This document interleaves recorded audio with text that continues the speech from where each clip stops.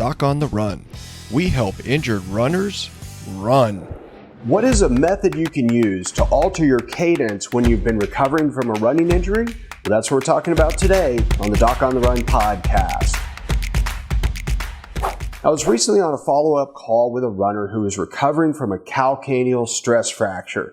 And when you get a stress fracture of one of the bones in your feet, well, they're all important, but the heel bone in particular is extremely important because you cannot stand, walk, run, anything without putting stress on the heel bone. But some things apply more stress than others. For example, if you land as a heel striker, you land on the heel bone, it stands to reason that you're applying more stress through the heel bone itself. And if you're a heel striker normally, you got the stress fracture because you landed in the same way over and over and over.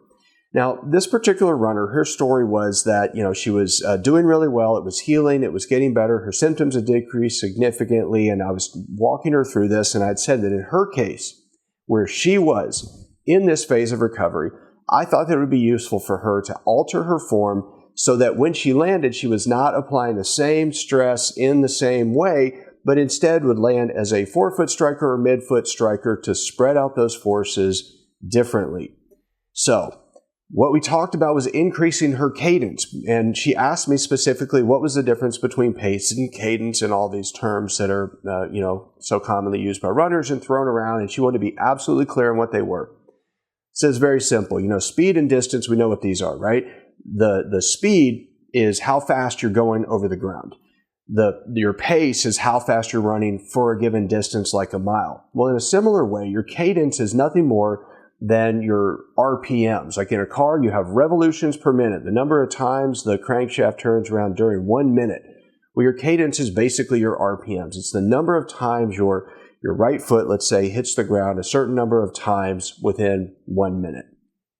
Now, why is this important for this heel bone issue? Well, if you think about increasing your cadence, what are you doing? You are increasing the number of times your foot hits the ground within 1 mile. That means that distance between each stride has to be shorter. The more you shorten your strides, the more difficult it becomes to land as a heel striker. And so I thought that would really serve her well in this case because we know that your form will change if you increase your cadence without increasing your pace. So you've got to run at the same speed while you're doing this. So one of the ways we talked about doing this, about increasing her cadence, was to use a thing called a tempo trainer. Now, I bought one of these when I was doing Ironman triathlons. I was trying to better my swim form, and one of the things that helps with that too is is basically timing your swim strokes. And so a tempo trainer is a thing that I bought at a swim store. It's about that big around. It would actually clip to the back of my swim goggle strap, and you could set it to a certain cadence. And so the tempo or the cadence is telling you how fast you should move your arms in the water. You can use the exact same thing on the track or when you're running. You can basically clip it to the back of your hat. You can use that tempo trainer and you can use that to increase your pace, your cadence running at exactly the same pace. So you got to look at your watch, make sure you're staying on pace because you don't want to just speed up. That's different. You're trying to go the same speed, but keep the number of foot strikes a little bit higher than what you were doing before, and that will force you to shorten your strides and change your form a little bit. So another way that you can do that, not just the tempo trainer, but if you listen to music when you run, there are a number of different apps that will sort music according to different attributes. One of those is beats per minute.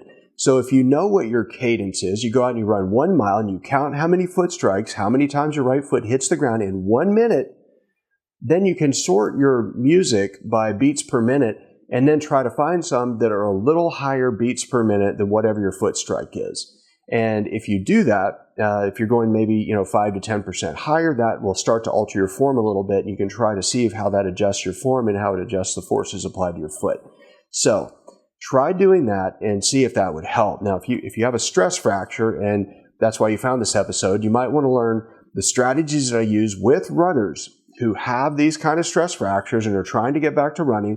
They're the exact same strategies I teach to physicians when I lecture at medical conferences, and you can get it for free. Those strategies are in the Stress Fracture Masterclass. You can go sign up. Go to docontherun.com/stress fracture masterclass, and I'll see you in the training. Doc on the Run. We help injured runners run.